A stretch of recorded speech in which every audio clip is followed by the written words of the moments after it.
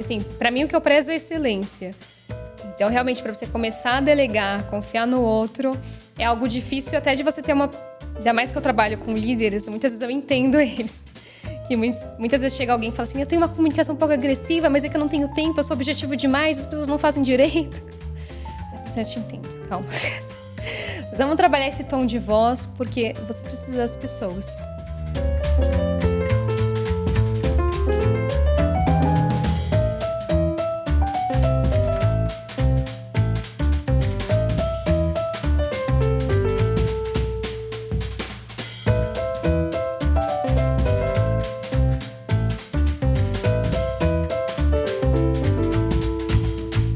Seja bem-vindo, bem-vinda a mais um episódio do podcast O Consciente, um podcast que visa ampliar sua visão de mundo e de si mesmo. Eu sou o professor Ariovaldo, neurologista de formação, mas comunicador de vocação, e hoje a gente vai ter uma convidada incrível, que a gente vai aprender muito, é a Letícia Pacheco. A Letícia é fonoaudióloga pela Escola Paulista de Medicina e pela Universidade de Milão. Ela é mestranda da mesma instituição e já foi professora da disciplina de Neurofisiologia a serviço da comunicação humana da USCIS. Finalmente, ela é palestrante, mentora e treinadora. Letícia, bem-vinda. E a primeira já pergunta para a gente entrar. Qual a diferença aí de palestra e treinamento? Primeiro, queria agradecer o convite, é uma honra estar aqui com vocês. E olha só, essa pergunta é ótima. Eu imagino que o pessoal também deve estar pensando, qual que é a diferença, né, de dar um treinamento, dar uma palestra? A diferença, a mais básica, é o tempo.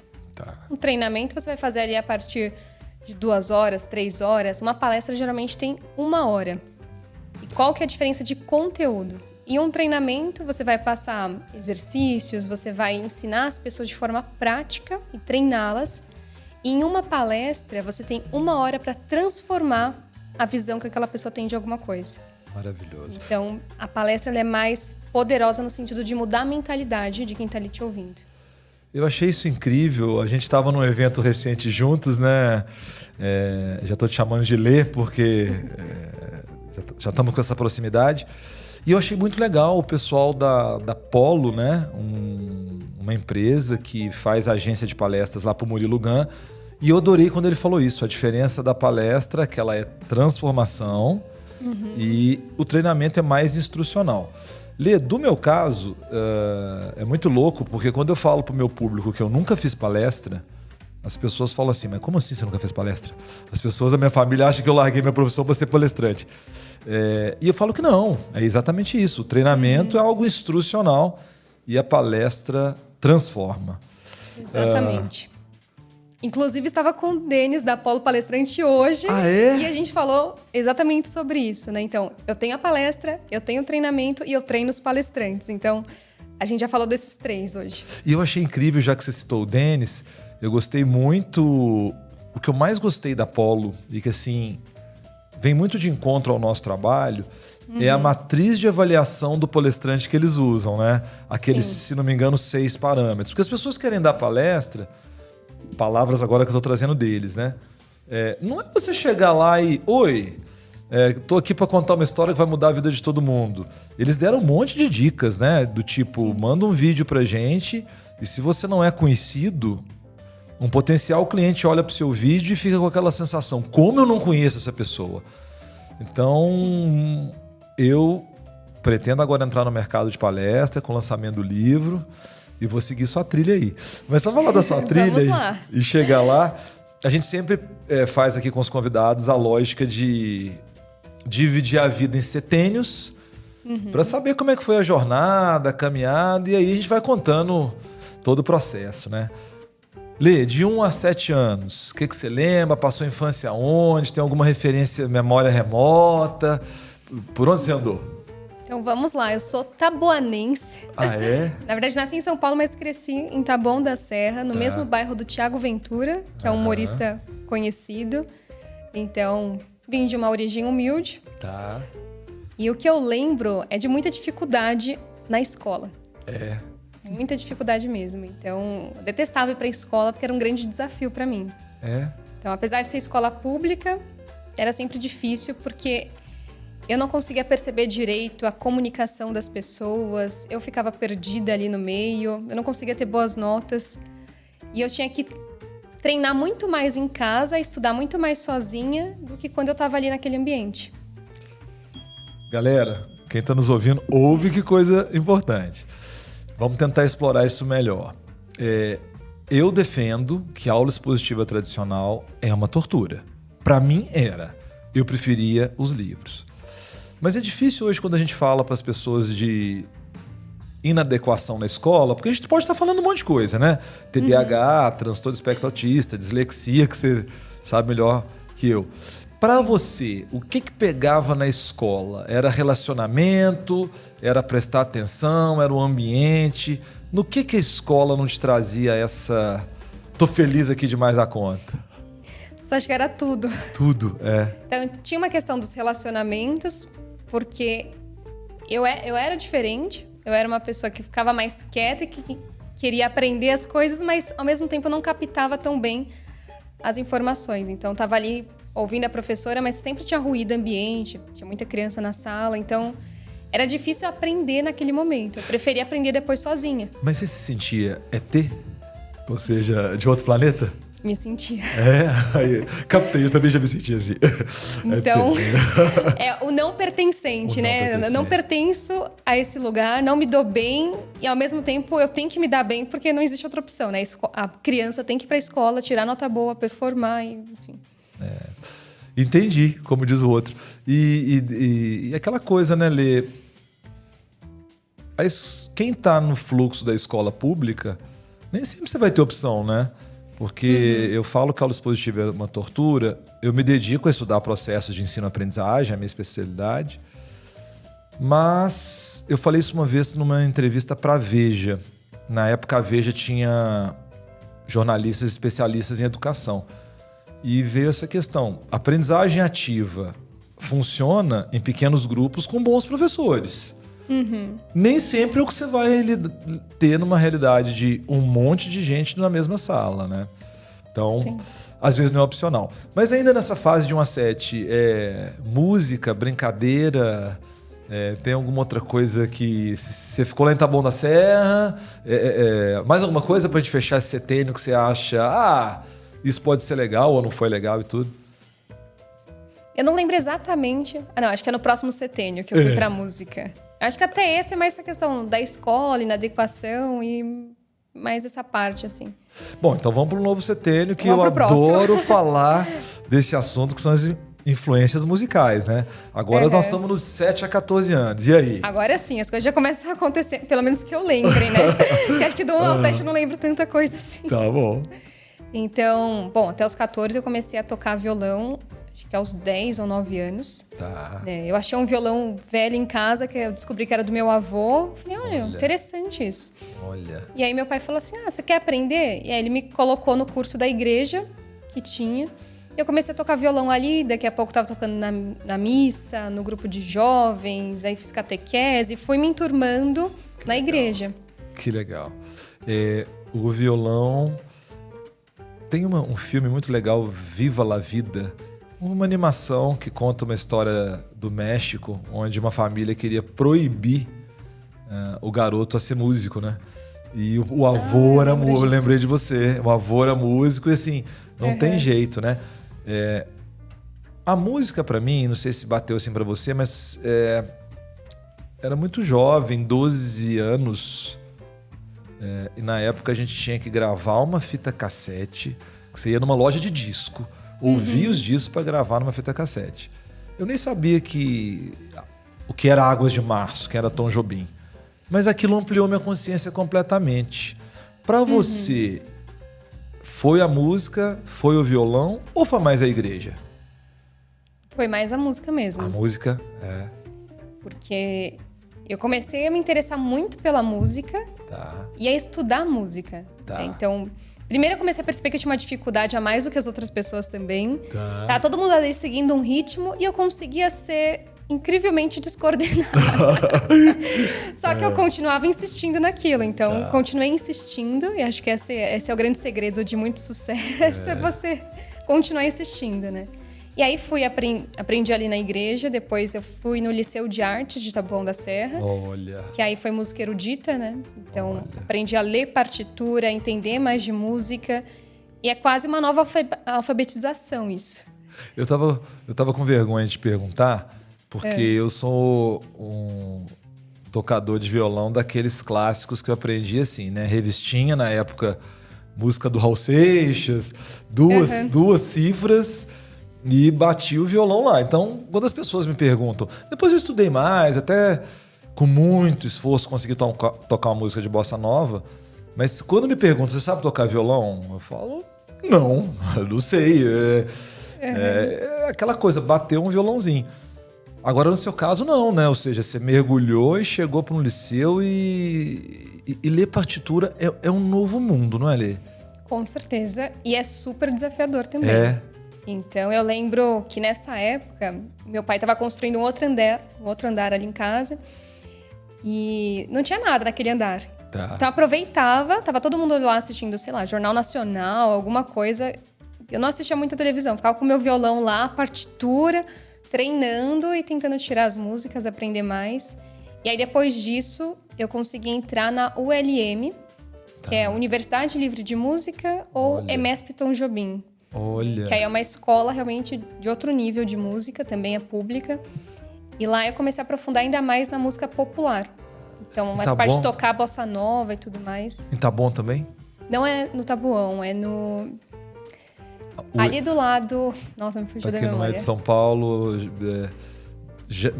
O importante já não é na sua cidade... Não é na minha cidade, só que eu tenho uma referência que é ruim pro pessoal. Porque assim, é na Cracolândia, basicamente.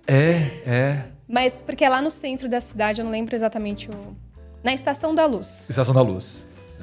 Pelo menos na minha época era o lugar da Cracolândia. Então eu ia assim, com o violão, tipo, morrendo de medo, mas ia. Nunca aconteceu nada, graças a Deus. Então, né, Lê? Pra quem não é de São Paulo, agora eu tô emitindo uma opinião pessoal. Cada um tem a sua opinião, né? Mas eu não vou lembrar o nome agora de um arquiteto que cita o seguinte: a Cracolândia faz parte de São Paulo. É uma coisa que é inerente da cidade, porque esses arquitetos que são mais urbanistas, eles têm essa visão, né? E é negativo, é difícil, a gente sabe, a Estação da Luz é um lugar lindo, maravilhoso, centro de São Paulo maravilhoso, mas é uma realidade que eu acho que não acontece. Acho que grandes cidades, megalópolis do mundo têm as suas mazelas. Mas você, corajosa, valente, foi lá com seu violão. Você acha que você se acha mais persistente ou resiliente? Acho que resiliente. Resiliente. Porque eu não persisto se eu vejo que algo não está fazendo sentido. Entendi. Só que você é resiliente. Show. E agora, vamos para o próximo setênio? 14 a 21? Ou tem mais alguma coisa de 7 a 14 que ficou? Também teve a ONG Meninos do Morumbi. Que foi ótima para mim também. Onde eu conheci o João, da banda Ratos do Porão, que na época era mais conhecida. Sim. Conheci a Lucinha, que era a dupla da Rita Lee. Que legal. E lá eu conheci muita gente bacana. E aí também pude estudar percussão, fiz um pouco de canto coral, fiz um pouco de tudo. Tinha inglês também lá. Então era uma ONG que, assim, eu saía da escola e ia pra lá. Eu basicamente era uma criança e uma adolescente que não estava em casa, estava sempre fazendo outras atividades. Uma história maravilhosa que mostra que a gente não tem que ter essa visão determinista que se você vem da escola pública não vai funcionar, né? Muito pelo contrário, a sua história é prova disso, né? E como aqui no tecido social de São Paulo, né? Palavra difícil, tecido social, mas a gente tem essa gama de possibilidades, né? Eu acho que São Paulo é uma cidade, nesse sentido, muito generosa, né? Eu, pessoalmente, quando eu mudei de área, de neurologia para uma consultoria em comunicação, me diziam lá em Minas, eu adoro Minas, hoje eu assumo meu sotaque mineiro, mas diziam que as minhas ideias eram malucas. E aqui em São Paulo, quando eu contava uma ideia maluca, a pessoa me pedia um orçamento. Tipo, que interessante, quanto custa para fazer isso? E foi rolando, foi um contrato depois do outro, a coisa foi rolando. e eu te devolvo para saber falar um pouquinho desse sentimento, eu percebi que não tem problema ser ET. Nunca esqueço quando eu levei meu filho a primeira vez na Paulista, meu filho mais novo, ele falou, pai, aqui todo mundo pode ser ET, né? Eu falei, pode, filho, aqui pode. E tive essa sensação de um reforço positivo. Porque quando você é essa pessoa fora da caixa, em alguns, que eu acho que é meu caso, às vezes eu chuto a caixa, fica um pouco essa sensação de não pertencimento, né? Te devolver para você falar disso um pouquinho para depois a gente ir para o próximo setênio. Tem aqui uma mensagem já para mulher que não se sente pertencente. E aí? Antes da gente ir no seu setênio, tem uma sugestão aqui para já deixar nesse ponto? Olha, pelo que eu vejo das minhas clientes também, isso é quase um... Qual que é aquela palavra quando você tá... É como se fosse já tá dizendo que o seu destino é fazer algo diferente dos outros. E se você é uma pessoa diferenciada e autêntica, consequentemente, você tem um resultado diferente da maioria das pessoas. E a maioria das pessoas estão na média. Então... Brilhante. Tanto que o pessoal da Polo, palestrantes, falaram essa frase no final. Ela falou assim, olha, eu nunca vou esquecer. Ele falou assim, eu, Ari, sonhava em ser, quem sabe, um novo Cortella, né? Quem sabe um novo Karnal. Aí você lembra ele falando assim na aula dele? Esses já tem. Você tem que ser diferente. Então é muito legal essa cultura que a gente vê nascer hoje, que ser diferente passa a ser, como o nome já diz, na biologia, no mercado, que te causa diferenciação, né? E diferenciação nos negócios é algo bom, né, Lê? Com certeza. Bom... E é o que me ajuda muito também. Uma frase, assim, a gente vai chegar nesse setênio, mas uma frase que eu escutei em um evento que eu fui essa semana de grandes mulheres executivas, quando eu fui falar do meu trabalho, ela assim, nossa, mas que demais. Então você pegou algo, porque a visão que as pessoas têm da fonoaudiologia é algo para reparar, né, a fala. Você pegou algo de reparar e trouxe para prospecção. Então você nos ajuda a prospectar através de algo. E ela achou isso tão genial no sentido de ser autêntico. Maravilhoso, maravilhoso. Então foi muito legal. Nós vamos ter que voltar nessa frase no setênio seguinte. Porque a gente comentava há pouco, né, Lê, antes de começar a entrevista, que muitas vezes as pessoas têm uma visão estereotipada da fonoaudiologia, né? Mas nós vamos chegar nesse setênio agora. Vamos falar primeiro dos 14 a 21, o que fica, o que você lembra. E claro, Nossa, tem muita coisa. E claro, depois esse recorte de como é que foi a vocação, o chamado para que área, né? Mas e aí? Passou os 14 anos e agora? Boa. Essa foi a época que aí entra aquela loucura, né? O que eu vou fazer da minha vida? Então eu fui de tudo, né? Desde engenharia de materiais, que eu pensava assim, pode ser uma coisa interessante, achei diferente, até musicoterapia. E aí eu tava numa época em que eu pesquisava sobre as profissões e eu queria saber quem era a referência. Quem era a melhor referência em musicoterapia. E aí encontrei essa pessoa, falei assim, eu posso ficar um dia só como assistindo ou te ajudando? E ela abriu as portas, eu falei, nossa, é super legal. Aí eu lembro que tinha na FMU esse curso. Aí depois eu fui ver de ser musicista também, fui vendo várias profissões, o que eu poderia fazer. E meio que prestei tudo. E antes de você falar do resultado, você traz aqui, são frases clichês, mas acho que vale. Primeiro que, acho que foi Einstein que falou que você não vai ter resultados diferentes fazendo a mesma coisa, né? Isso já é quase um clichê.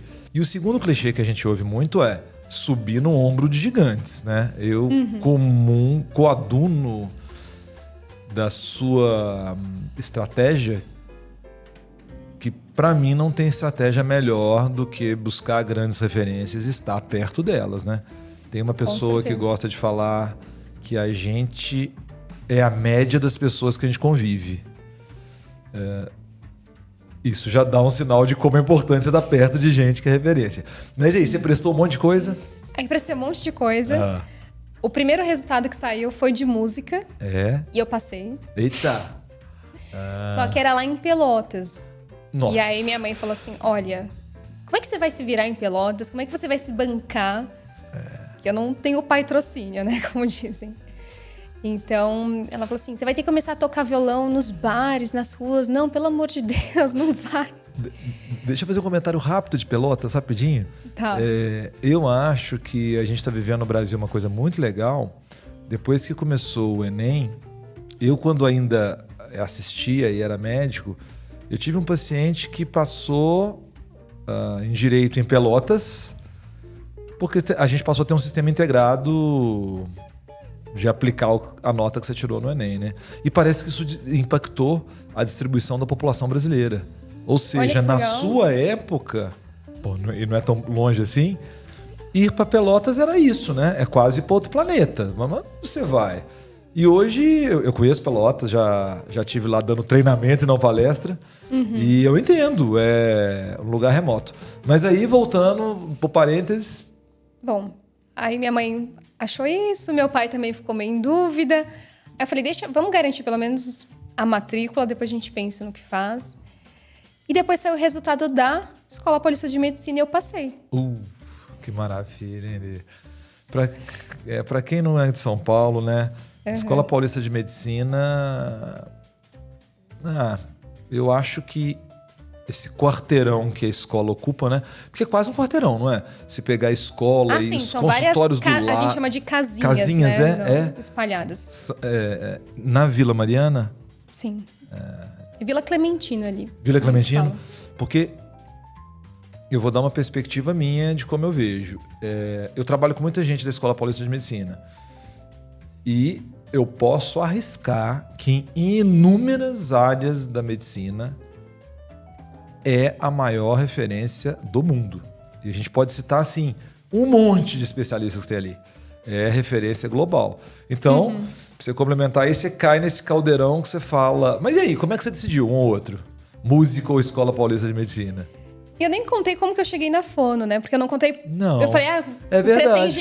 prestei engenharia, não passei nem um pouco. Ainda bem, não tem nada a ver comigo. Mas eu tenho uma prima que é fonoaudióloga, trabalha mais com crianças. E ela falou assim, prima, você já pensou em fonoaudiologia? Como você gosta de canto, de música, você pode depois trabalhar com voz de cantores, você pode tentar juntar uma coisa na outra. Eu falei assim, bom, tem a ver com saúde, dá pra eu colocar música, tem a ver com biologia, que era algo que eu gostava muito de estudar. Eu falei, vou prestar também. Então, e aí na hora que saiu o resultado, eu vou te contar que minha mãe não acreditou. Eu lembro que a gente tinha acabado de mudar de casa e a gente tava sem internet ainda. Foi bem assim, um dia depois, alguma coisa. Aí eu fui na casa da minha tia, fui ver se eu tinha passado ou não. Falei, gente, tô aqui na primeira chamada. Aí voltei pra casa, falei, mãe, passei na Unifesp e tudo mais. Aí ela ficou assim, aí você viu direito? Você olhou a lista com calma? Você tá vendo a lista certa? Porque, assim, pra ela, até então, ainda tinha essa visão de que eu fui uma criança com dificuldade escolar. Então, pra passar, realmente foi algo que foi uma surpresa pra ela, uma boa surpresa, mas que gerou essa dúvida do tipo, só conta pra alguém depois que você tiver feito a matrícula. Aí, depois que eu fiz a matrícula, fui lá, passei pelo trote, fiquei toda pintada, fiz de esmola, fiz de tudo ali. Cheguei, tá bom, agora vamos contar pra família. Então, mas você imagina a cabeça dela, né? Minha filha com essas ideias, como diz o outro, de ficar tocando violão no barzinho, né? Homenagem a Minas Gerais, Milton Nascimento, Clube da Esquina. Gente que fez a carreira assim, né? Tocando nos bares da vida. E é muito difícil para os pais mesmos, né, Lê? Porque eu vou dar a minha perspectiva de pai, né? A gente viveu um ano na Holanda, em família. E lá, mesmo na Holanda, a gente ficou em Roterdã. A gente chegou a ver uma orquestra junto com o Paulinho da Viola. A música brasileira lá é muito valorizada. Mas até na Holanda a vida do musicista é difícil. Só que há dignidade. Agora, saber a sua opinião disso antes da gente seguir. Aqui no Brasil, eu imagino a cabeça dos seus pais, como é que ela vai sobreviver, como é que vai ser. Passa por aí, o que você acha? Sim, e eu sempre fui uma pessoa muito ingênua. Então eles pensavam, como que ela vai... E aí eu vou contar dessa parte daqui a pouco. Eu não tinha essa malícia do mundo. Então, como ela vai se meter no mundo de música? né, assim. Ou seja, na gíria você não tinha casca ainda. Você tinha que ganhar. A preocupação é que você ganhasse mais casca antes de ir pro mundo, né? Pra não sofrer tanto, né?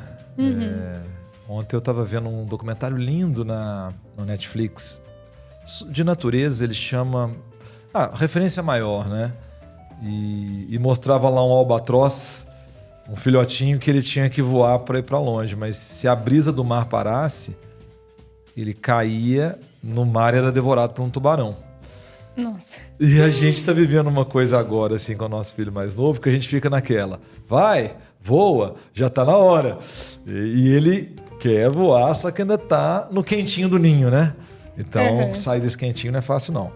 Bom, e aí? Aí passamos na fono. O que mais E aí, depois aqui? que eu conheci ali a Unifesp, mas não tive mais dúvida, né? Eu ia poder continuar morando na minha casa, indo para a universidade. A profissão também, algo que eu pensei. O meu sonho era viajar o mundo. E eu já estava de olho em quais opções eu teria para fazer isso. E uma das opções era o Ciências Sem Fronteiras. E eu vi que música não entrava.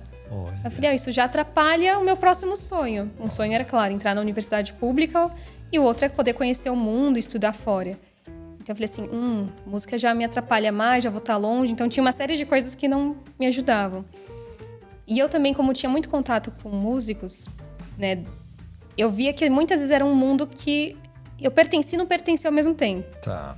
Então eu vi que eu pertencia mais ao pessoal da Escola Paulista de Medicina, assim, no estilo. E foi uma decisão super assertiva. Se identificou, né? Sim. Super difícil também, porque o primeiro ano é terrível, né? Você tem bioestatística, biofísica, bioquímica.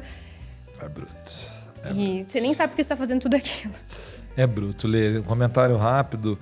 Eu mudei a minha vida, o que mudou a minha vida. E se eu estou aqui hoje à frente de uma empresa com 13 anos de existência, vivendo disso, foi um dia ter conhecido o PBL, o Problem Based Learning, que mudou os currículos todos, né? Qual o sentido de você ficar estudando um assunto no formato decoreba, né? Porque você não consegue conectar onde você vai usar aquilo, né? Eu não tenho uma opinião fechada, porque as escolas conteudistas formam bons especialistas. Então, eu não estou dizendo que eu sou contra no ciclo básico. Eu acho que é pela resiliência, tá? Resiliência? Deve ser isso, porque, olha, realmente, bioquímica, biofísica é uma coisa que... E na Escola Paulista de Medicina, né? Você estava ali num centro de excelência, não é aquela coisa... Onde a média era 7, se você pegasse mais de 2 BDP, já repetiu o ano todo. Nossa. Era um terrorismo. Bom, sobreviveu. Estamos no setênio ainda dos 21 anos, não? Sim. E aí? O primeiro... Eu entrei com 17. Entrou com 17. Fiz 18, eu faço em abril, né? E aí também começaram os esportes. Porque lá tem uma coisa muito forte de... Você é calouro, você tem que jogar na intercalo. Que legal. Que é entre os calouros. Que legal. Então, existe meio... Você é meio forçado a entrar em tudo e ver o que você vai ser bom. Então, eu entrei em futsal, handball. Que legal. Em tudo que eu podia, tênis de mesa e que não podia também. Que legal. E aí, eu descobri que era muito ruim. Eu falei, gente... Mas, ao mesmo tempo, eu gostava do futsal. Porque o futsal eu já gostava de jogar no videogame com meu primo. Eu falei assim, não deve ser tão difícil. Mas era. E aí eu comecei a perceber que tinha muita dificuldade de me localizar espacialmente. Então, falavam assim, Pacheco, que já tinha o traletício, então eu era Pacheco na universidade. Sobe, desce, cobre lá, né? E eu totalmente perdida na quadra, só atrapalhava o time. E aí chegou uma menina do terceiro ano, eu tava no primeiro, ela no terceiro, e falou, olha... Parece aquelas crianças que a Liliane Desgualdo fala na sala que tem transtorno do processamento auditivo. É porque assim... não sei o que é isso ainda, né? Tô no primeiro ano. E aí, um dia chegou na sala uma doutoranda e falou, gente, eu tô fazendo uma pesquisa assim, assim, assado sobre processamento e eu preciso de um grupo controle e um grupo, né, para pesquisa. E um grupo caso. Então, eu queria pegar algumas pessoas que se voluntariam para já fazer o teste. E acabei caindo no grupo de quem era alterado. Que interessante. Qual teste? Era um teste... É um teste que você faz em uma cabina, com fone de ouvido. O que é esse teste, né, de processamento auditivo? não é o quanto você escuta. Porque você pode fazer uma audiometria, aí você fala, ok, você escuta bem. Mas agora é como você processa todo esse som. Então tá no sistema nervoso mesmo. E passa por uma série de mecanismos. Então, quando foi passando lá cada um, eu tinha alteração em localização sonora, ou seja, para me localizar realmente era uma dificuldade. Eu tinha alteração em figura fundo. O que é isso? É quando tem mais ruído no ambiente, eu não consigo concentrar minha atenção. Então, olha como era difícil aprender na escola, né? Meu cérebro não processava toda aquela informação. Eu tinha dificuldade na ordenação temporal, que é você conseguir ordenar os sons, ou seja, tem a ver com memória auditiva e também com discriminação. Você conseguir perceber grave, agudo, forte, fraco, longo, curto. E tudo isso altera não só a sua fala, mas a sua percepção da comunicação do outro. Lê, genial, porque a gente estava conversando antes de gravar, né? Na minha época como neurologista, a gente tinha só um raciocínio na cabeça, né? Usava diapasão, para quem não conhece, né? Um diapasão serve, dentre outras coisas, para avaliar indiretamente a capacidade auditiva, né? Uhum. E pra gente era muito assim, ou era problema neurológico ou não era. E o que eu vejo te ouvindo falar é que faltou hoje de aprender mais com a fono. Sabe, era uma cabeça muito na época assim, pede uma audiometria, vê se vai pro otorrino ou se fica com a gente da neuro. Então, te vendo falar, é claro que devem ter um monte de otoneurologistas, sem dúvida, mas para mim ampliou a minha consciência. Eu não tinha essa visibilidade que pudesse ser algo com tanto detalhe, com detalhe interessante. Mas e aí, agora você falou, putz, eu sou ET mesmo, né? Tem esse transtorno. E aí, o que você fez com isso? E aí eu fui cobaia, primeiro de um sistema FM. O que é isso? Nossa, foi horrível isso. A doutoranda, ela colocava o microfone no professor. Tá. E eu ficava com meio que um aparelho auditivo. Então ia direto pra mim. E ela queria ver se isso ajudava ou não. Pra mim foi péssimo, porque não é, eu escuto super bem, minha audição é perfeita. Então não é que eu tinha que escutar melhor o professor. Então primeiro eu passei por essa fase teste e falei, olha, pra mim não adiantou o FM, mas para alguns casos adianta. Então pra mim aparelho FM não fez diferença. E aí depois eu fiz o treinamento mesmo, convencional, 12 sessões em cabina, onde a gente fica treinando a ouvir. Olha. E aí, nossa, era super difícil, que era no horário do almoço, você tem que se concentrar naquele som, responder um monte de coisa. Era cansativo, mas me deu abriu meus ouvidos, né? A professora Liliane fala que o processamento auditivo alterado é como se você tivesse um cisco no olho. Você enxerga, mas quando você tira esse cisco, fica muito melhor. Que incrível. É cabina o nome, correto, ou cabine? Eles falam cabina. Cabina? Olha, eu não conhecia esse termo. Bom, chegamos aos 21 anos ou... Nossa, não ainda. Tem muita... Esse setênio tem muita coisa. Porque eu não sei se o desfecho disso, mas eu fiquei super interessado sobre como é que foi a sua história com Ciência Sem Fronteira, porque o Enem, agora eu lembrei o nome da plataforma, o SISU, né? O SISU começa a mexer com a distribuição demográfica brasileira. Eu conheço algumas pessoas que estudam demografia e é muito difícil você migrar profundamente, né? Eu sei porque eu migrei de Minas para cá, parece que eu estou em outro país. Quase, são poucos familiares perto, etc.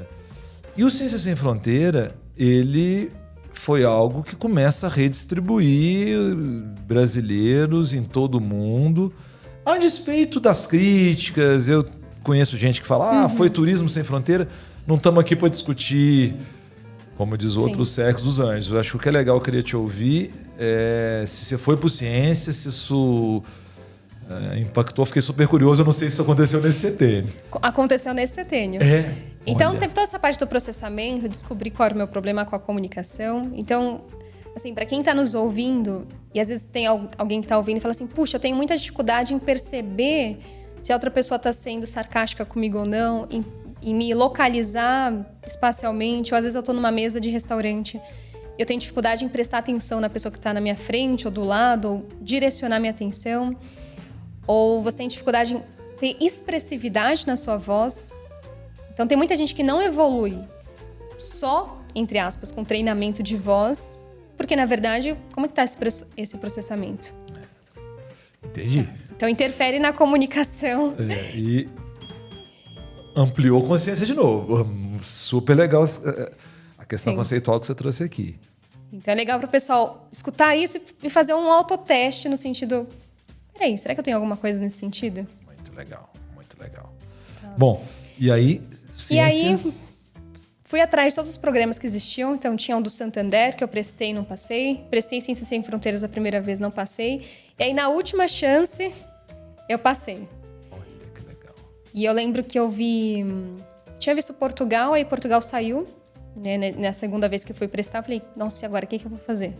Que eu tinha ideia que eu ia estudar em Portugal, né? Essa ideia fixa. Eu falei, deixa eu ver como faz... Deixa eu ver outro país. E eu queria fugir do inglês, porque eu tinha trauma do inglês. Porque pra quem tem processamento alterado, o inglês é um trauma. Então são dois. Eu não sei se eu tenho alteração de processamento, não. Mas, nossa, inglês é um gap. É um gap. Eu sinto que... Minha família me deu condição de estudar lá no interior, em Barbacena, mas não tinha muita cultura, né, de falar outra língua. Não é uma justificativa, justificou, perdeu.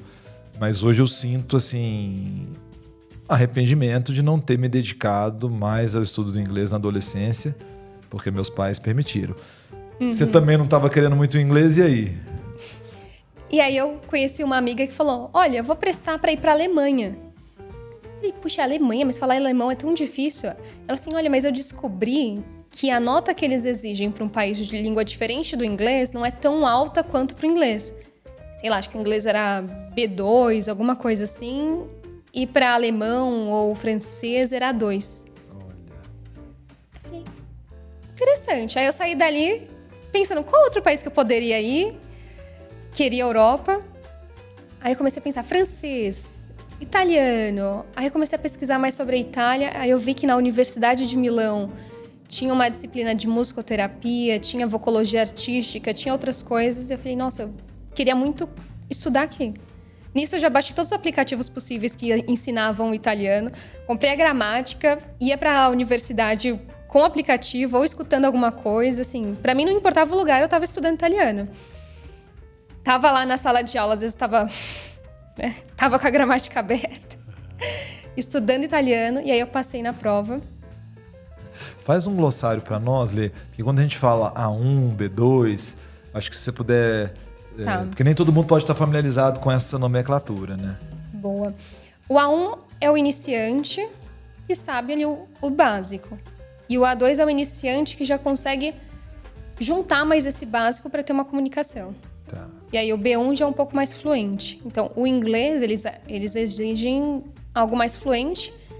Agora, para o francês, italiano, alemão, era um A2. Incrível estratégia.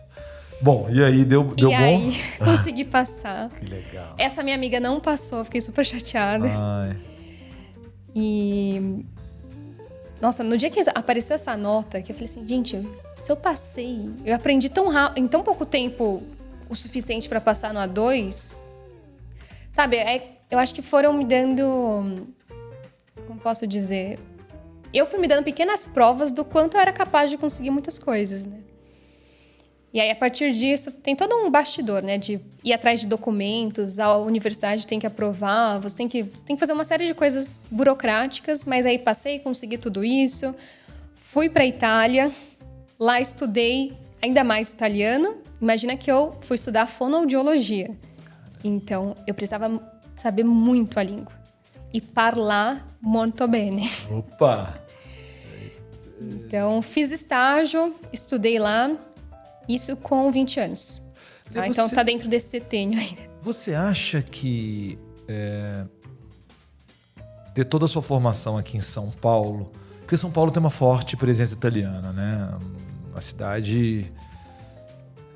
Isso pode ter feito a diferença? Você acha que você pode ter tido uma influência durante a sua vida que você não teve consciência ou não? Foi uma coisa nova? Não, foi uma coisa bem nova. Bem nova, é. A minha família tem descendência de português, agora italiano não tem nada. Zero. Então, realmente foi uma coisa nova. E... Bom, aí tava lá na Itália, foi ótimo. Foi difícil também, porque... Imagina que eu saí de casa a primeira vez para já ir morar em outro país, numa outra língua, sem conhecer ninguém. Então, foi um grande desafio. Aconteceu de tudo, desde a minha casa pegar fogo, a outros perrengues que a vida adulta e sozinho faz com você.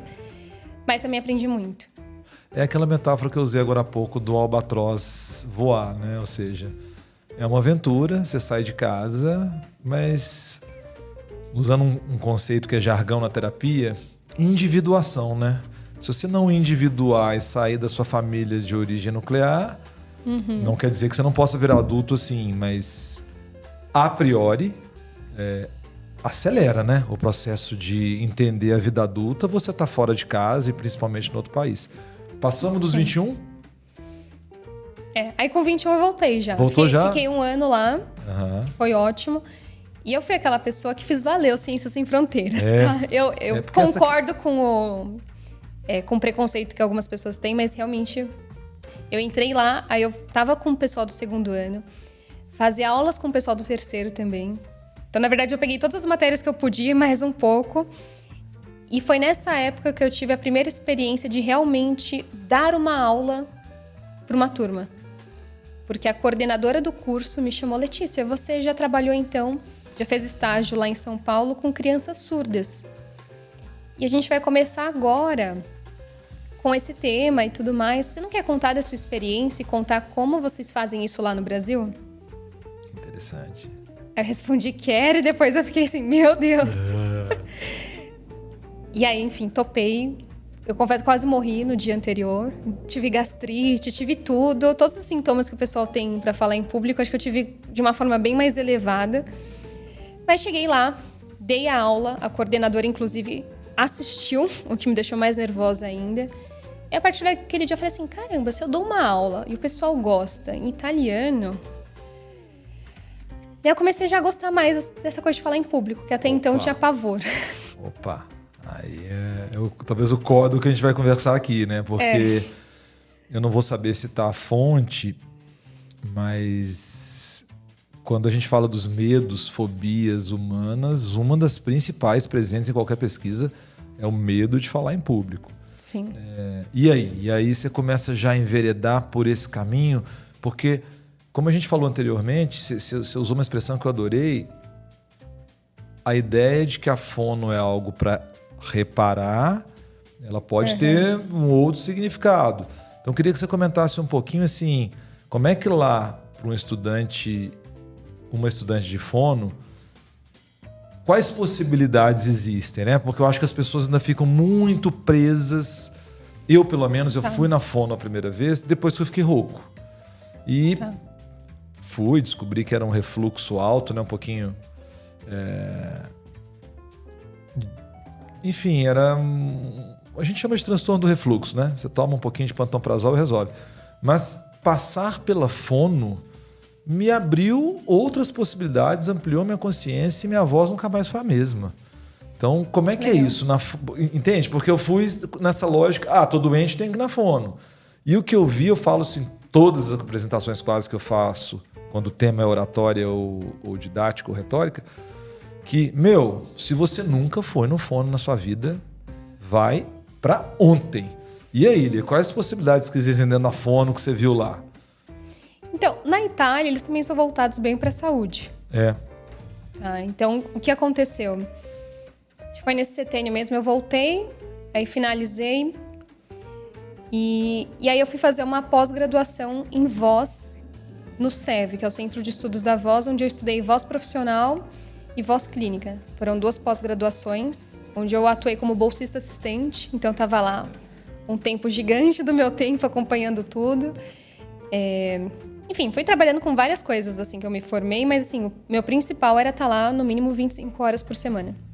Uau! Então, realmente, mergulhei em tudo que eu podia aprender ali sobre voz profissional, voz clínica. E eu já comecei a ajudar também uma outra fonoaudióloga em treinamentos de comunicação. Olha. Eu falei, gente, é isso que eu gosto de fazer. Eu gosto de ajudar as pessoas a encontrarem a própria voz. Porque, para mim, a pessoa aprender a falar em público e falar é encontrar a própria voz. Então, Lê, vamos comentar isso um pouquinho, porque eu tenho uma grande referência de como ser carismático. As pessoas perguntam isso, né? Não, mas você fala em público com facilidade, você é muito carismático, e como é que faz isso? É difícil quando a pessoa fala que quer ser um Barack Obama, né? Falou, olha, tem níveis que vão combinar que o Barack Obama, para quem não sabe inglês, você ouve ele falar nos documentários, parece que você aprendeu a falar. Uhum. Então eu falo com a pessoa, use a sua própria personalidade, seja espontâneo, fale com entusiasmo e, se possível, sorria. E aí, como é que é isso, Lê, de a gente expressa a nossa personalidade pela voz? E como é que... Acho que é legal de se aprofundar nisso um pouco, porque, pelo menos no público que eu lido com muita gente com alta formação técnica. Uhum. A gente não sabe isso. Eu, pelo menos, não tive a oportunidade de estudar durante a minha trajetória. Então, vamos lá. Hoje, meus principais clientes são pessoas que não têm nenhum problema de voz. Que legal. Eles não tem nada. Assim, se você olhar pra eles, você fala assim, gente, é uma pessoa de sucesso, tá bem na carreira, porque o que eu faço? Eu vou te ajudar a encontrar a sua voz. Eu falo a sua voz autêntica. Para você alcançar o seu próximo nível. Porque o que te trouxe de 0 até 10... não é o que vai te levar até 100. Então, se você quer realmente estar num outro nível de jogo, você precisa trabalhar a sua psicodinâmica vocal. Olha, que interessante. O que é isso? Psicodinâmica vocal. Comenta aí. É o impacto psicológico que você gera no outro pela forma como você fala. Se eu chego aqui com uma qualidade vocal mais nasal, por exemplo, então eu falo, bom dia, pessoal, tudo bem? Eu já causo uma impressão. Assim... A pessoa vai te ler, ela vai formar uma imagem de quem você é, assim, em poucos segundos que ela te escuta falar. E essa imagem pode representar quem você é, ou ela pode distorcer quem você é. Que interessante. Então, a primeira pergunta que eu faço para o público também é, a sua voz hoje te representa? Ela te ajuda ou te prejudica na hora de transmitir a sua mensagem, na hora de ser efetivo na sua comunicação? Então, Lê, mas vamos comentar uma coisa aqui que... eu acho que é importante. Eu vejo que a relação com a voz tem mais um complicador, que é esse bichinho na nossa frente aqui, que é o microfone, né? Uhum. Eu vou falar de mim.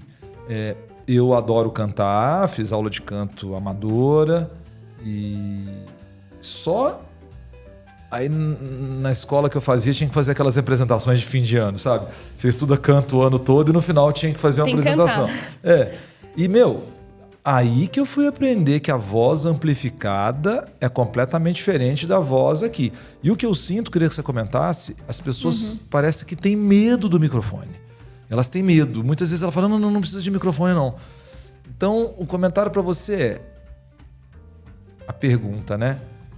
Eu digo para as pessoas assim, se você é um especialista, se você está falando a sua verdade, se você é consistente no que você está falando, vai, se joga.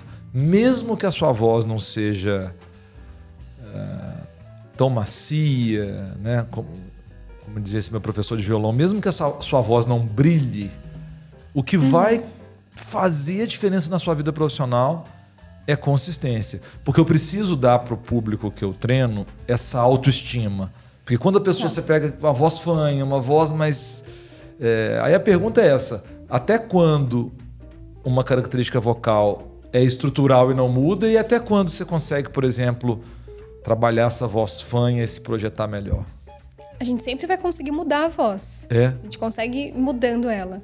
Então, eu costumo dizer, meu principal caso, se você quer ver uma mudança de voz mesmo, é pegar uma cliente minha que começou como um cliente. Então, bom, se a gente faz uma voz de um homem, se é uma voz feminina, que a gente não pode fazer com a voz de um fanho ou de alguém que gagueja, por exemplo. E eu digo também que muitas vezes a confiança, né, esse empoderamento de pegar o microfone, de falar, de se comunicar bem, vem desse processo de você encontrar a sua voz. Porque a partir do momento que você sabe que a sua voz te representa, que você consegue transmitir uma imagem de alguém com autoridade, com credibilidade, com carisma, né, com uma boa psicodinâmica vocal. Inclusive, durante a minha avaliação, eu faço isso. O que você mostra hoje para as pessoas com a sua psicodinâmica vocal versus o que você gostaria de transmitir? e onde você quer chegar. Porque você não pode querer, pelo menos no meu trabalho, tá? Que é bem diferente de qualquer outra fono, provavelmente, que você for procurar, eu faço algo totalmente diferente. Então vamos falar disso, porque já formou no setênio, já foi a formatura, né? Já, a gente tá em qual agora? Agora a gente tá no setênio já de 21 a 28, né? Essa é É agora, né? E aí eu queria que você comentasse, a gente entrar nisso, sobre a sua profissão, palestrante, mentora, treinadora. Como é que foi aí? Talvez não seguir o senso comum em termos profissionais. Eu vejo cada vez mais, Lê, mais e mais gente entrando no mercado com essa vocação de treinar pessoas a falar bem, etc. Pelo menos aqui em São Paulo a gente vê cada vez mais frutificar isso. Mas se a gente pensar a escala disso de um Brasil, no mundo talvez a generalização é mais complicada. Depende do país. Mas assim, parece ainda uma coisa incipiente, uma profissão nova, pouco explorada. Então acho que é legal de você começar a contar agora como é que foi a sua escolha profissional, como é que você trabalha, e aí? Vamos lá. Eu já queria trabalhar com comunicação, com aprimoramento. Comecei, né, muito sendo assistente, percebendo como outras pessoas já faziam, outras fonoaudiólogas. Mas eu gostava e não gostava também desse formato. Porque eu gosto da fonoaudiologia, mas eu vejo ela mais como uma ferramenta dentro do que eu faço. Tá. Então eu fui estudar mais sobre a mente humana, no sentido de transação universal. Aí eu entrei no mundo do Chiniachiques, né, que é Roberto Chiniachique. Quando eu encontrei ele na internet, inclusive. E eu falei, nossa, que interessante. E aí comecei a fazer os cursos dele. Então ele tem um curso de palestrante. Então eu entrei nesse curso de palestrante inicial, que é o NP, Negócio de Palestras. É muito legal isso. Realmente dá para você fazer um negócio de palestras. Aí depois disso, ele faz todo o funil, né? Aí fui subindo. Aí subi pro Master Speakers, que é a mesma coisa, só que com mais tempo, mais estruturado. E também gamificado. Então tem prêmios para quem vai atingindo determinado ponto e tudo mais. E eu simplesmente venci tudo que eu podia. Que legal. Ganhei vários prêmios, aí com isso eu tinha bônus e um monte de coisa. E eu fui chamada pela equipe para ajudar no próximo. Então eu ajudei no próximo curso, né, do Master Speakers. Ou seja, de aluna você já fica monitor, aspas, né? Se fosse usar a linguagem da Eles chamam escola. de líder, por exemplo, eles dividem em grupos. Então eu era líder do grupo Malala. Então ali eu já começo então direcionar as pessoas, ajudar, saber como treina. E aí já tem uma técnica diferente. Além da fonoaudiologia, deixa eu ver um pouco mais o que ele faz aqui. Aí nisso também já comecei a ler vários livros diferentes sobre comunicação. Já fui ampliando meu repertório. Depois dali eu fui para outros cursos, que aí tem mais a ver com desenvolvimento humano, mas também dentro da família Chiniachique, né? Que é o UP, autodesenvolvimento. Todos aqueles treinamentos de andar na brasa, tudo que... Não sei se as pessoas já viram isso, mas tem treinamento que a gente anda na brasa, nasce de novo, entende estados de ego. E eu falei assim, puxa, então tem toda uma camada, né, no ser humano. E não que eu aborde isso de forma específica no meu treinamento, na minha palestra, mas entendendo isso me permite ter um olhar diferente do ser humano que está ali comigo. Perfeito. Trazendo isso pro mundo, talvez a bolha de onde eu venho. Eu falei andar na brasa, que o pessoal fala assim, gente, ela fez umas coisas. A gente usa um jargão que é assim... Começa o treinador, ele aparece, e aí a gente fala entre assim, vai ter dinâmica de abraçar a árvore.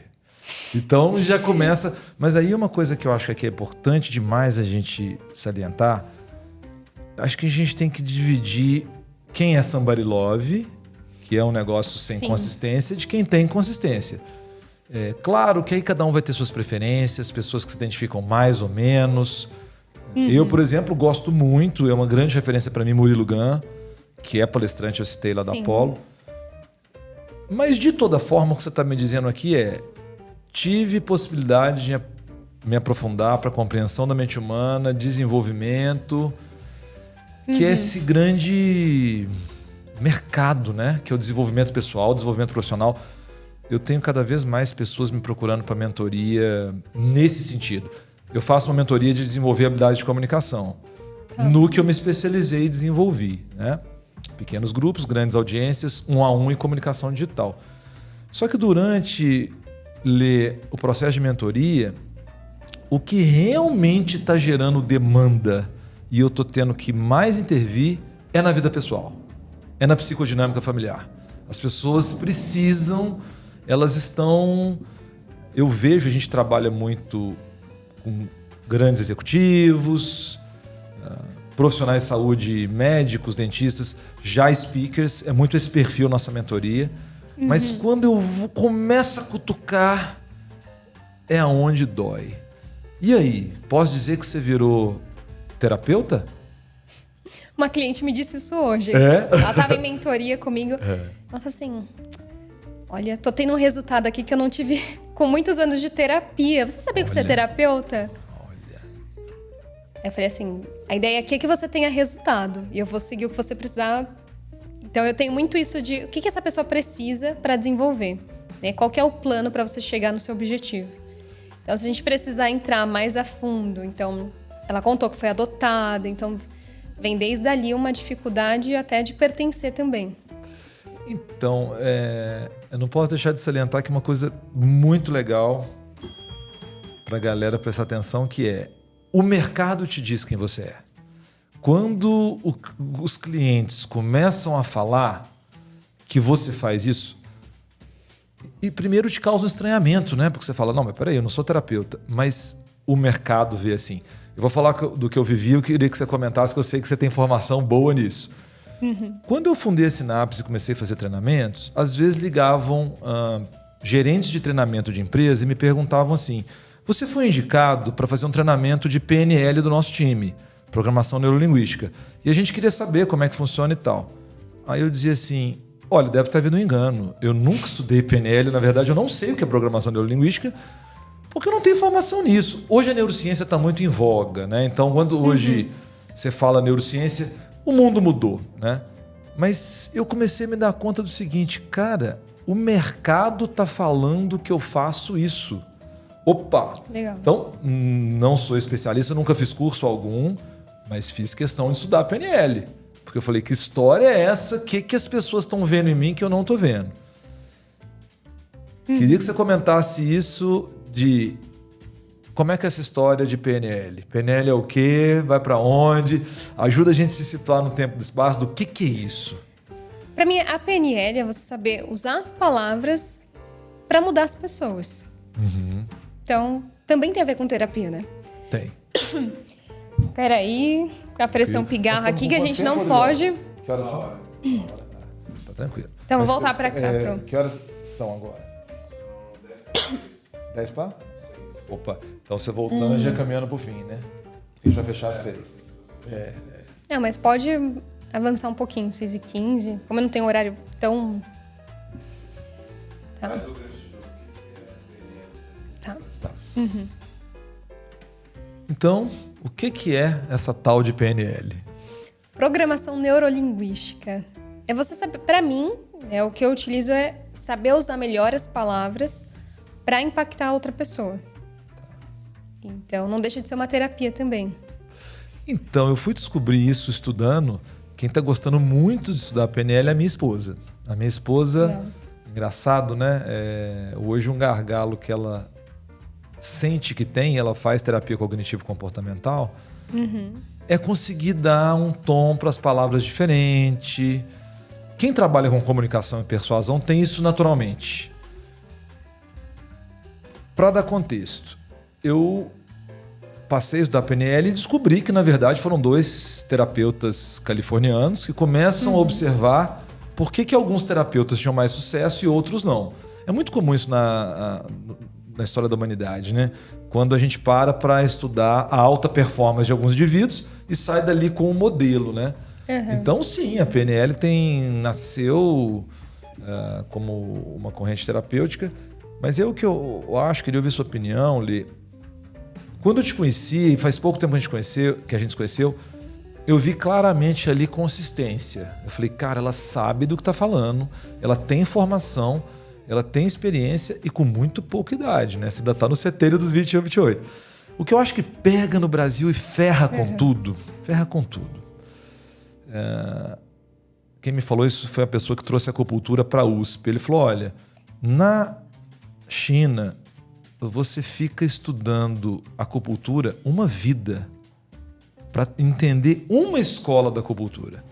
Aqui no Brasil, a pessoa às vezes vai no final de semana aqui em São Paulo, ela faz um curso de acupuntura e ela volta para a cidade dela dizendo, sou acupunturista. Então, eu acho que a PNL, ela caiu, pelo menos quando eu a conhecia, eu tinha uma certa assim... Eu falei, isso aqui é papo de somebody love. Isso aqui é mascação. Mas eu queria te ouvir porque, para mim, agora um valor no sentido de vida. Eu sou aberto a qualquer ideia. Eu não tenho resistência com ideia nenhuma. Aliás, eu não me prendo em ideias, mas eu sou focado na pessoa, se a pessoa é séria ou não. E eu acho que é isso, Lei, queria ver seu comentário. Falta, às vezes, vou citar o Ícaro de Carvalho, que fala uma frase muito interessante que é o seguinte: se você no Brasil fizer direito, só de fazer direito você já se diferencia. E aí, como é que é a sua visão disso? Até onde vai uma pessoa consistente, profissional séria, é onde começa, né, o vigarismo, o charlatanismo e tudo mais? Eu acho que a melhor forma de você saber se a pessoa é somebody love ou não é ver os resultados dela. Faz sentido. Cadê o resultado? Faz sentido. Então, até uma estratégia que eu utilizei essa semana no evento que eu fui, sem saber, mas é uma técnica de comunicação, é a triangulação. Tá. Eu não preciso me vender. Né? A partir do momento que chega a minha cliente e falou, você já conheceu a Letícia? Depois que eu comecei a passar com ela, eu agora consigo me posicionar melhor. Tem surgido convites para entrevista, para podcast. As pessoas têm até elogiado a minha voz e com isso eu consegui passar numa outra entrevista. Que legal. Ou seja, você matou a pau. Primeiro, eu aí não preciso falar mais nada, porque... É engraçado aqui em São Paulo que todo mundo fala essa expressão passar, né? Tô passando no psiquiatra. Tô passando... Passar é estar um tempo com aquela pessoa, né? Uhum. E você falou uma coisa incrível que é a pessoa consistente, o que ela vai prover é resultado. Tanto que eu quero ouvir de você, parece que... Eu fiquei muito encantado com o seu site, com o seu posicionamento. A gente se conheceu num evento, né? E depois, hoje aqui para te entrevistar, eu comecei a olhar um pouco do seu material e eu achei muito legal. Eu, Ari, empresário, tenho uma característica positiva que é a nossa empresa é muito centrada no cliente. Muito. Eu sei disso porque quando alguém trabalha na empresa e nos deixa, por N motivos, terminou um estágio, enfim, eles dão um feedback. E eles falam muito assim, a Sinapse é uma empresa focada no cliente. Mas às vezes a Sinapse tinha que cuidar mais de si própria. E às vezes, eu acho que quando você fica focado no cliente para ter resultado, às vezes não dá tempo de você cuidar do seu site, de todo o resto, né? E eu queria te ouvir porque eu vejo que você está conseguindo equilibrar, né? Ou seja, você está tendo resultados e está cuidando da sua carreira, dos seus materiais com bastante esmero, né? Qual que é o segredo disso aí? Isso é uma ótima pergunta. Eu tive que aprender a delegar. Opa, entendi. Isso é difícil, porque quando a gente faz algo... Assim, para mim o que eu prezo é excelência. Então, realmente, para você começar a delegar, confiar no outro, é algo difícil até de você ter uma... Ainda mais que eu trabalho com líderes, muitas vezes eu entendo eles. Que muitas vezes chega alguém e fala assim, eu tenho uma comunicação um pouco agressiva, mas é que eu não tenho tempo, eu sou objetivo demais, as pessoas não fazem direito. Aí eu te entendo, calma. Mas vamos trabalhar esse tom de voz, porque você precisa das pessoas. Né? Então, hoje eu fui construindo, né, algumas pessoas para me apoiarem. E para mim o melhor investimento foi a Bia, que me ajuda ali com as mídias sociais, que é filha... Agora ele não é mais meu cliente, né? Ele já tá super bem. Mas ele falou assim, nossa, minha filha tá começando agora com social media. E a gente começou juntas, assim. Então foi muito legal ver a evolução dela. E hoje é uma pessoa que eu indico para muita gente. Antes de mergulhar nesse ponto, fica um recado aqui para quem está atrás da gente aqui dos microfones, né? Tem alguém cuidando da gente aqui. E delegar não é fácil, né? Delegar, porque a pessoa que e é o caso dando os créditos aqui para o Rodrigo, né? Do estúdio, a gente gosta de fazer com excelência e a gente vai e faz, né, meu? É aquela coisa. E eu acho que o mais difícil no delegar é quando você... Primeiro, pelo menos para mim, eu confundia muito delegar com delargar. Principalmente das partes que eu não gostava. Né? Assim, eu acho que o pequeno empresário brasileiro, eu sou um pequeno empresário que estou caminhando para virar médio, e eu adorei uma coisa que a gente ouviu junto no evento, que era, um dos grandes problemas do empresário brasileiro é assim, você começou a fazer uma coisa que dá certo. Então você chamou a Bia. Beleza. Aí daqui a pouco você começa a ficar estourada de demanda. Muita demanda. Muita gente procurando, muita gente querendo. Aí você contrata mais gente. Uhum. Só que você não faz aquela parte de gestão de pessoas estrutural, que é organizar um organograma. Eu só fui descobrir isso na marra, depois de ter empresa. Que tem um onboarding, né? Exato. E aí eu queria que você comentasse isso, porque eu ficava muito assim, 8 ou 80. Ou eu fazia, ou eu largava para alguém. Eu delargava. E a maturidade empresarial foi me ensinando o seguinte: a pessoa, quando entra numa empresa, ela entra como um bebê. Ela não sabe nada. Depois ela vai acostumando com os processos, ela vira um adolescente. Uhum. Até um dia que ela vira, aspas, adulta e vai seguir seu próprio caminho ali. E tem gente que transcende, vira um talento que muda o jogo. Mas eu queria saber de você como é que você vê essa questão de gestão de pessoas. Tem alguma dica para isso que você pode dar para não viver esse caminho das pedras que para mim foi bem difícil? Eu poderia falar que eu estudei várias coisas para aprender isso, mas com quem eu mais aprendo são com meus próprios clientes. Ah, é? Hoje eu digo que para mim da mentoria é um grande prazer, porque eu aprendo com quem tá ali. Maravilhoso. E eu só tenho clientes que geralmente, assim, para mim eu sempre enxergo eles até maiores do que eles são. Mas imagina que de mentorado do Roberto, hoje ele também é meu mentor. De Monja Cohen. Uma vez eu fui dar uma palestra em uma empresa e daquela palestra o founder já me ligou. Comecei a dar mentoria para ele. Aí nisso ele já contou da situação da empresa. Aí virou um treinamento. Aí eu comecei a entender sobre a gestão das pessoas ali. Aí daqui a pouco eles falaram assim, não, realmente entra de fato, né? Contrataram uma consultoria que eu não tinha ainda. Então foi criado. Maravilhoso. Tava até dentro do grupo do Slack. Eu realmente fui imersa ali em tudo que estava acontecendo para entender. E eu pude aprender muito ali. Então, e só uma nota para quem não sabe o que é Slack. É como se fosse um WhatsApp mais corporativo. Que é o que a gente viu usar no Brasil, né? Mas o brasileiro transformou o WhatsApp numa ferramenta de gestão de pessoas e não foi propriamente desenvolvida para isso, né? E o Slack a gente usa num curso que eu fiz de Harvard e eu me encantei com a organização das mensagens. Mas o brasileiro tem um jeito próprio de fazer, né? E se a gente apaixonou com o aplicativo de mensagens, vamos que vamos. Mas voltando ao seu caso, super legal, a mentoria vira... Eu chamo isso tecnicamente de mentoria reversa. Né? O que eu chamo de mentoria reversa? Na empresa, algo que eu sempre fiz e é muito legal é trazer gente jovem. Sempre. Eu sempre procuro... A gente remunera muito bem para estagiários. Quando a gente termina um estágio, a pessoa é efetivada ou não, a gente sempre ouve esse feedback. Nossa, a Sinapse paga uma bolsa boa.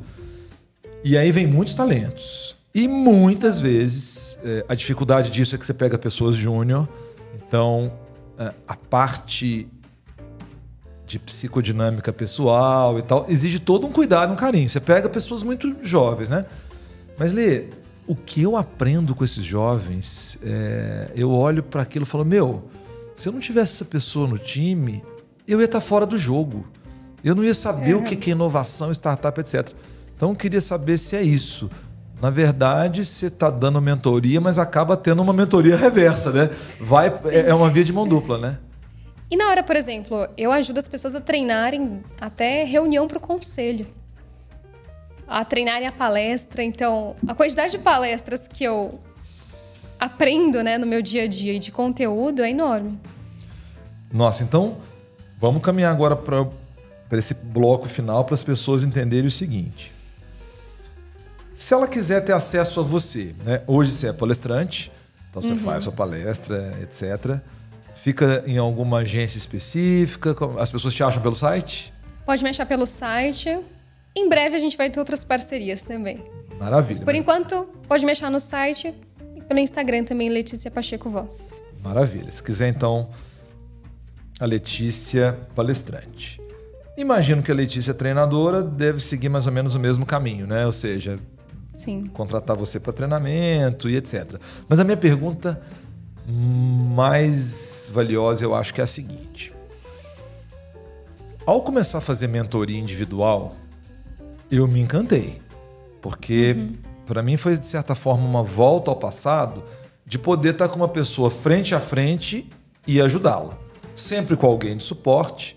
Eu tenho uma pessoa querida que é um psicólogo clínico e que cuida dessa parte, já que eu não atuo, né, assistencialmente. Mas aí, Lê, eu cheguei num gargalo, que é o seguinte. Eu comecei a olhar quanto eu cobro por mentoria e o meu tempo no mês. E voltei à seguinte conclusão. Eu falei, se eu lotar de mentorados individuais, eu vou sair da forma que eu mais gosto de fazer negócio, que é B2B, empresa com empresa. E aí queria saber de você assim, seu tempo é finito. Sim. Muito em breve, se já não é o caso, não vai ter agenda para as coisas. Vai da mentoria individual para grupo, porque aí a pergunta é se você é acessível para as pessoas que estão nos ouvindo, né? Como é que funciona essa mentoria aqui? Não, hoje eu fui criando a minha esteira. Tá. Então, se a pessoa quer ter algo mais objetivo no tempo dela e assistir algo gravado, eu tenho o Voz Autêntica, onde ela vai entendendo o que é respiração, o que é qualidade, e se autoavaliando e já fazendo o exercício. E a promessa é, conquiste uma voz mais autêntica, mais credível. E ali eu vou passando algumas ferramentas que você pode fazer sem precisar da minha ajuda. Você usa jargões que a gente, de novo, se não tivesse nesse mundo, estava fora do jogo. Esteira, né? É verdade. E Significa que tem um caminho que você pode percorrer. Nossa, é uma boa pergunta, né? Como falar de esteira? é porque eu acho que essa metáfora ajuda. Se a pessoa quiser caminhar com você, ou melhor, se a pessoa quer te ver de vez em quando, ela te vê na rede social. Tem um monte de conteúdo gratuito, imagino que você tem, eu também tenho. Tá lá, você não precisa pagar nada para consumir isso. Se você quer andar comigo, você começa a entrar na minha esteira, que é um infoproduto, um curso online. E se você quer correr comigo, você vem para mentoria, né? Então, eu acho que é legal de você comentar. Então, de novo, você tem a sua esteira, Voz Autêntica. Depois eu tenho Mente Comunicativa. Tá. Que aí são 8 encontros em um pequeno grupo online também. Tá. Depois seria a mentoria individual. Entendi. Tá. E agora eu tô criando um master, que é um ecossistema. Eu tô juntando os meus clientes que já chegaram a um certo patamar e eu vejo que dá para você pular muita etapa se você se juntar com o ecossistema certo. Total. Então, por que a gente já não se junta aqui? Total. Eu tô muito impressionado com a questão da esteira, porque para mim esse contato com marketing digital, infoproduto, aconteceu na terrinha, né? Em Belo Horizonte com a Hotmart. Então, Fire Festival, evento da Hotmart anual, eu faço há muito... acho que a primeira vez que eu fui foi 2018. E cheguei lá e falei, o que vai resolver minha vida é criar um infoproduto, um curso online. Eu vou vender 6 em 7, né? Para quem não conhece o jargão, vou fazer um curso que quando eu abrir o carrinho eu vou vender mais de 6 dígitos, mais de 100 mil reais em 7 dias e vou ser feliz. Descobri a duras penas que não é bem assim. Ou seja, tudo na vida é foco, né? Não é fácil você viver de fórmula do lançamento, que é muito isso aí. E aí, eu queria que você comentasse, eu fiz uma descoberta recente que me deu um insight incrível que foi, cara, a presença digital permite que você tenha 2 produtos muito bons que são produtos físicos e offline, que é a mentoria e que é o topo que eu chamo... Eu atendo o Flávio Augusto E eu atendo o Flávio Augusto com uma demanda que ele teve de neurociência. Mas lá dentro, eu fui entrar em contato com esse produto que é o Masterclass, o Mastermind, que na prática é pessoas que querem estar com você 4 vezes no ano, dois finais de semana de forma presencial, duas vezes por ano de maneira presencial, 2 vezes por ano de maneira online e ter acesso a você pelo WhatsApp. Quando eu vi esse produto, eu voltei para o meu mercado e falei, mas será que isso teria espaço onde eu estou?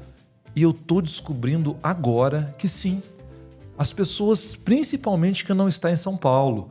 Porque você viu como é que na sua trajetória hoje você fala quantas portas você abriu aqui, né? Sim. Mas se você não está aqui longe de um grande centro, por mais que a internet te aproxime, não é fácil. Então eu queria te perguntar, acima da mentoria agora vai ter um master para estar com você? Você já pensou nisso? É isso mesmo que eu formei. Eu também sou aquela pessoa que eu tenho a ideia e eu vou fazendo e tá tudo bem errando no caminho. Eu vou vendo o que a gente pode consertar, o que a gente pode melhorar. Então, na verdade, eu tive a ideia do Master, eu já fiz. A gente já fez o primeiro encontro oficial mesmo ontem, onde legal. eu convidei o Eduardo Chiniachik. Entendi. Pra estar com a gente. Então, assim, ele ficou 2 horas com a gente, dando mentoria. E a gente fez ali um rápido hot seat. O que é isso? Quando as pessoas trazem... Qual que é o meu desafio atual? Então, muitas vezes tem gente que fala assim, puxa, meu desafio atual agora é conseguir montar minha palestra, ter segurança, ou levar para algum público. E às vezes a pessoa fala assim, poxa, então por que você não traz para algum grupo que eu tenho? E as pessoas podem se ajudar. Então, uma pergunta final para depois a gente... Estamos chegando no fim, ai que pena. Nós vamos ter que fazer outro podcast. Porque hoje não vai dar para entrar... e eu tenho certeza que meu público está muito curioso para entender que o universo é esse por trás de conceito de voz, interpretação. Nós vamos ter que dar um dia só para falar nisso. Mas uma pergunta que para mim é muito cara e importante. Eu acabei com o tempo percebendo que é muito importante quando você lida com pessoas, você ser capaz de fazer triagem através de sinais de alerta. Ou seja, da onde eu venho, eu era especialista em dor de cabeça. Para quem não é especialista em dor de cabeça, pode ser uma enfermeira fazendo uma triagem na recepção de um local, pode ser um médico que não é especialista e não consegue fazer um exame neurológico. Eu sempre bati nessa tecla. Guarda os sinais de alerta. Se uma bandeira vermelha surgir, pede ajuda. Porque não adianta, você não tem como pedir para toda pessoa com dor de cabeça no Brasil procurar um especialista. Mas a gente que está nesse universo agora de atender pessoas, desenvolvimento profissional, eu fico muito preocupado com a triagem de possíveis transtornos psiquiátricos. Porque, para mim, Lê, a gente tem que tomar muito cuidado quando você fala para o indivíduo assim, vai, voa, acredita, tudo vai dar certo. Se você cruza, por exemplo, com uma pessoa que tem transtorno bipolar, você pode estar botando lenha na fogueira. O indivíduo pode estar num episódio eufórico, maníaco não é o caso, que aí é um drama hospitalar. Mas o indivíduo eufórico, se você simplesmente faz, você pode, inclusive, causar mal para essa pessoa. E aí, como é que faz no dia a dia? Não tem como arrumar um psiquiatra para todo mundo, não é o caso. Sim. Você faz algum tipo de triagem, você tem um pouco essa coisa que, opa, isso aqui vai precisar de um cuidado mais assistencial, quem sabe precisar de uma fono que mexe com reparar, etc. Faz sentido o que eu perguntei ou não é o caso triagem nesse universo que você atua? Se a pessoa está, por exemplo, tô no curso Voz Autêntica, a primeira coisa é uma triagem. Entendi. Ela faz uma triagem para saber, eu tô aqui porque eu quero aprimorar a forma como eu falo, porque eu tenho um problema fonoaudiológico. Maravilha. Porque ela já recebe a resposta, então entre em contato. Maravilha. Então ela faz uma autotriagem ali dentro. Genial. Eu tenho que ter esse cuidado por ser da saúde e saber o que pode acontecer. Total. E no Mente Comunicativa é a mesma coisa. A partir do momento que a pessoa entra, na verdade, apesar de ser em um grupo, ela tem a minha avaliação. Né? Todo mundo recebe a minha avaliação ali. Hoje tem uma outra pessoa que me ajuda a dar os encontros.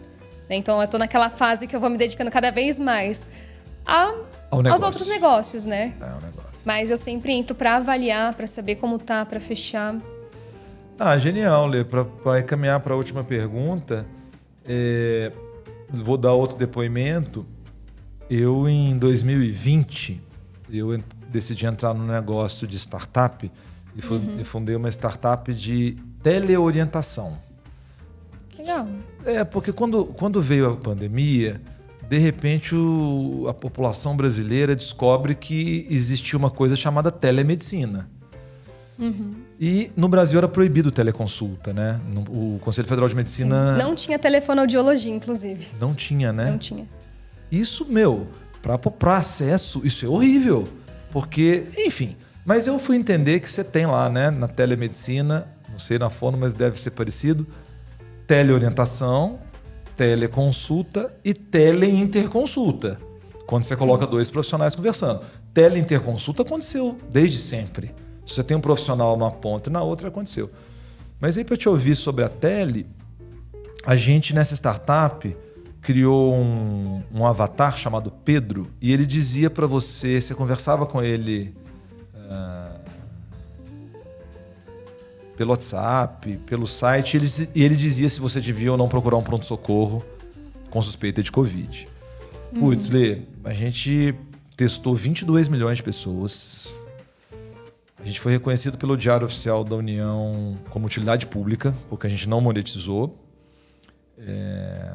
E a gente foi o link mais compartilhado nos grupos de WhatsApp da América Latina, março, abril de 2020. E foi isso. Na prática, o que a gente fez foi usar uma tecnologia de criar um avatar que tinha uma árvore decisória, uma capacidade de fazer triagem. Ele só ia fazendo perguntas de um triagista. E no final ele dava uma resposta. Isso aqui não é uma consulta, mas você deveria ir ou não. E o que eu estou entendendo dessa peneira inicial que você passa é um pouco essa triagem que pode ser feita de maneira autônoma, como a gente fez. O indivíduo entra no sistema, ele responde ao autoteste e ele sabe se vai dar ou não. É por aí ou eu embolei as coisas? Não, é isso mesmo. E aí ela já tem a resposta. Ou seja, um autoteste, né? Sim. Lê, pergunta final. A gente comentou um pouco agora que existe um jargão no mercado, isso é um jargão muito conhecido, que é: quem não é visto, não é lembrado. Eu queria que você comentasse isso aqui, porque eu sei que a partir desse jargão, você amplificou o significado. Como é que é isso? Eu digo que quem não é visto não é lembrado, mas quem não é ouvido também não é. Então, se faça ser ouvido e com a voz que te represente.